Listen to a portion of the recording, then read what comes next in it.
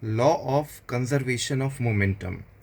Consider two objects A and B having initial velocity u1 and u2 with masses m1 and m2. तो हमारे पास दो objects हैं, एक object A है और एक ऑब्जेक्ट B है. A का मास m1 और B का मास m2 है.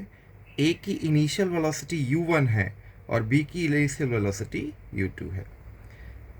After collision, their velocities becomes v1 and v2 respectively. तो इनकी कोलिजन हुआ, मतलब ये आपस में टकराए. कितने टाइम के लिए टकराए? डेल्टा टी टाइम के लिए. ठीक है. और टकराने के बाद, कोलिजन के बाद इनकी वेलोसिटी हो गई v1 and v2. Masses objects के सेम रहेंगे, तो ए ऑब्जेक्ट का mass as it is m1 और बी ऑब्जेक्ट का mass as it is m2. Up from the Newton's law of motion, from Newton's third law, Newton's third law. Newton का third law होता है every action is equal and opposite reaction. तो during the collision जितना force ए ने B पर लगाया उतना ही force B भी ए पर लगाएगा. तो सपोज करें कि ए ने बी पर लगाया फोर्स F1 और बी ने ए पर फोर्स लगाया F2. ठीक है. ये दोनों फोर्सेस का जो वैल्यू होगा वो बराबर होगा, तो F1 is equal to F2 होगा. बट इनके डायरेक्शंस जो हैं, F1 का डायरेक्शन इधर जा रहा प्लस एक्स एक्सेस की तरफ और F2 का डायरेक्शन इधर जा रहा माइनस एक्स एक्सेस की तरफ. तो बिकॉज ऑफ इनके डायरेक्शन अलग अलग हैं, तो हम लिखेंगे F1 is equal to minus F2. ठीक है.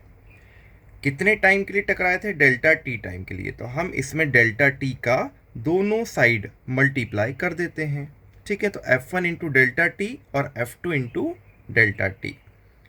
अब फोर्स इंटू टाइम पीरियड होता है चेंज इन मोमेंटम. ठीक है. यहाँ पर भी फोर्स इंटू टाइम पीरियड होता है change into momentum according to the Newton second law. F is equal to होता है dp बाय dt. ठीक है. तो F into D T is equal to हो जाएगा dp. ठीक है. तो यहाँ पर हम इनकी जगह लिखेंगे dp, मतलब change in momentum. Change in momentum of the first object हो जाएगा m1. इसकी वेलोसिटी पहले u1 थी, बाद में हो गई v1.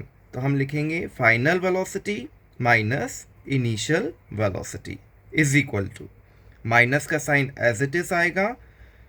अब F2 इंटू डेल्टा टी मतलब change in momentum of the second object. तो सेकेंड ऑब्जेक्ट की इनिशियल वेलोसिटी पहले थी u2 और बाद में हो गई v2. तो यहाँ पर we will write v2 minus u2 into m2. तो यहाँ पर ये हो जाएगा m1 v1 minus m2 m1 u1 is equal to minus sign as it is, bracket लगा देते हैं, m2 का मल्टीप्लाई दोनों तरफ. तो m2 v2 minus m2 u2. ठीक है. तो ये हो जाएगा m1 v1 minus m1 u1 is equal to, अब माइनस का मल्टीप्लाई करेंगे तो m2 v2 और माइनस इंटू माइनस हो गया प्लस m2 u2. ठीक है. ये माइनस का है, इसको इधर लेकर जाओ, और ये माइनस का है, इसको इधर लेकर जाओ. तो m1 v1 plus m2 v2 is equal to हो जाएगा m1 u1 plus m2 u2. ये हमारा laws of conservation of momentum proof हुआ. Total initial momentum of an object is equal to total final momentum of an object.